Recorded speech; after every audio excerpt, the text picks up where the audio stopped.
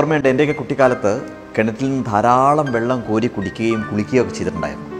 അന്ന് അച്ഛൻ പറയുമായിരുന്നു, കുട്ടിയെ ഇങ്ങനെ വെള്ളം നശിപ്പിച്ച് കളയരുതെന്ന് പറയുമായിരുന്നു. പക്ഷേ അന്ന് അതിൻ്റെ ഒരു സീരിയസ്നെസ് എന്താണെന്നുള്ളത് മനസ്സിലാക്കിയിട്ടുണ്ടായിരുന്നില്ല.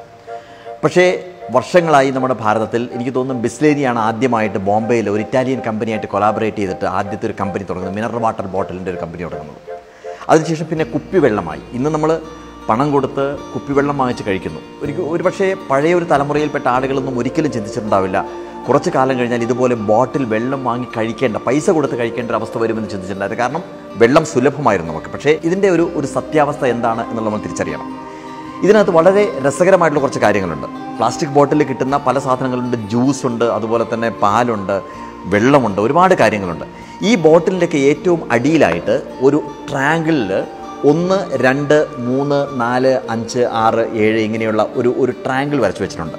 അതിൻ്റെ 1 എന്നുള്ളതിൻ്റെ അടിയിൽ PETE, അതുപോലെ തന്നെ 2ൻ്റെ അടിയിൽ HDBPE, 3ൻ്റെ അടിയിൽ V, 4ൻ്റെ അടിയിൽ LDPE, 5ൻ്റെ അടിയിൽ PP, 6ൻ്റെ അടിയിൽ PS, 7ൻ്റെ അടിയിൽ അതർ എന്ന് പറഞ്ഞിട്ട് എഴുതിയിട്ടുണ്ട്. പക്ഷേ ഏറ്റവും രസകരമായിട്ടുള്ള കാര്യം, ഇത് എഴുതേണ്ടത് അല്ലെങ്കിൽ ഇത് ലിഖിതമായിട്ട് ഇവിടെ കാണിക്കേണ്ടത് നിയമപരമായിട്ടുള്ള ആവശ്യകതയാണ്. പക്ഷേ അത് പലപ്പോഴും നമ്മൾ ബോട്ടിലിൻ്റെ അടിയിൽ നോക്കിക്കഴിഞ്ഞാൽ കാണാൻ സാധിക്കുന്നില്ല എന്നുള്ളതാണ് സത്യം. ഇതിനകത്ത് ഓരോ നമ്പറിനും 1 മുതൽ 7 വരെ ഉപയോഗിക്കുന്ന ഓരോ നമ്പറിനും ഈ ബോട്ടിൽ റീസൈക്കിൾ ചെയ്യേണ്ട ഒരു കൃത്യമായിട്ടുള്ള ഒരു ബോധം ഉണ്ടാക്കുക എന്നുള്ളതാണ് ആവശ്യക്കാരൻ, ഉപഭോക്താവിന് ഒരു ബോധം ഉണ്ടാക്കുക എന്നുള്ളതാണ് ഏറ്റവും പ്രധാനപ്പെട്ട കാര്യം. പക്ഷേ നമ്മളതൊന്നും അറിയുന്നില്ല. നമ്മൾ ചെയ്യുന്നത് ഈ ബോട്ടിൽ വാങ്ങിക്കുന്നു, വെള്ളം കുടിക്കുന്നു, ഇതിനകത്ത് വീണ്ടും ചൂടുവെള്ളം ഫില്ല് ചെയ്യുന്നു. പക്ഷേ ഈ ചൂടുവെള്ളം ഫില്ല് ചെയ്യുന്ന സമയത്ത് അല്ലെങ്കിൽ ചൂടത്ത് മിനറൽ വാട്ടർ ഇരിക്കുന്ന സമയത്ത് ഇതിനൊരു വലിയ കെമിക്കൽ റിയാക്ഷൻ നടക്കുന്നുണ്ട്. അതിലൂടെ മാരകമായിട്ടുള്ള അസുഖങ്ങൾ നമ്മൾ വിളിച്ചു വരുത്തുകയാണ് ചെയ്യുന്നത്.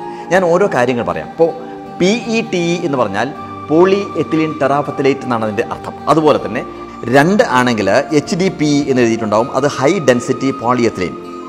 3 ആണെങ്കിൽ അതിനിടയിൽ ഒന്നുകിൽ PVC അല്ലെങ്കിൽ V എന്ന് എഴുതിയിട്ടുണ്ടാവും, അത് പോളി വിനൈൽ ക്ലോറൈഡാണ്.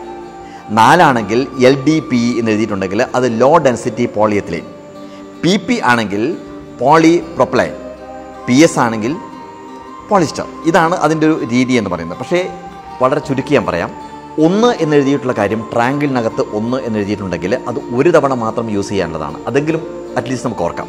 ഇതിനകത്ത് മിനറൽ വാട്ടർ അല്ലെങ്കിൽ തണുത്ത വെള്ളം അല്ലെങ്കിൽ ജ്യൂസ് ഇതൊക്കെ ഉപയോഗിക്കാം. പക്ഷേ വീണ്ടും ഒരിക്കലും റീയൂസ് ചെയ്യാൻ പാടില്ല. അതുകൊണ്ട് തന്നെ വെള്ളം കുടിച്ചു കഴിഞ്ഞാൽ ഇമ്മീഡിയറ്റ് ആയിട്ട് അതിനെ ക്രഷ് ചെയ്ത് എത്രമാത്രം നമുക്ക് നശിപ്പിക്കാമോ അത്രമാത്രം നശിപ്പിക്കുക.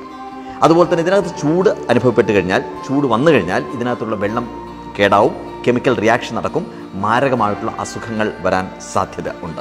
അതുകൊണ്ട് എപ്പോഴും ശ്രദ്ധിക്കേണ്ട കാര്യം, ഇതിനകത്ത് ചൂടുവെള്ളം ഒഴിക്കാതിരിക്കുക. അതുപോലെ തന്നെ യാത്ര ചെയ്യുന്ന സമയത്ത് കാറിൽ നമ്മൾ ഈ വെള്ളം വെച്ച് കഴിഞ്ഞാൽ കാറ് ചൂടാവുന്ന സമയത്ത് വെള്ളം ചൂടാവും, കെമിക്കൽ റിയാക്ഷൻ നടക്കും.